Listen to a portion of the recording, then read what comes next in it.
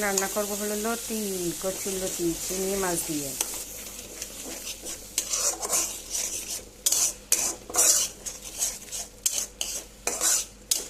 তেলটা কষায় উঠলে মশলাটা, তারপর লতি দিয়ে দিব।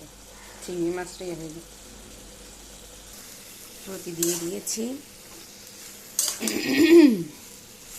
রোজা রাখলেই কি সব কাম করতে হয় খাবারের, মানে কি বলবো, রেডি না থাকলে তো ইফতারের সময় রাত্রে ইফতার করে না রান্না করতে ভালো লাগে না। আর সেহেরিতে আমরা রাত 12টার দিকে রান্না বান্না করে শুয়ে পড়ি, ওই তো আবার 3টা বাজে উঠে নামাজ পড়ি, সর্বকদা তাহাজ্জুদের নামাজ পড়ে তারপর 4টা বাজে খেয়ে ফেলি। কে আছেন আমার মতো বলেন? আমি একাই। এই যে ছোটো চিংড়ি দিয়ে রান্না করা হচ্ছে, লতিটা ছোট চিংড়ি দিয়ে আর দেশি লতি দিয়ে খুবই মজা।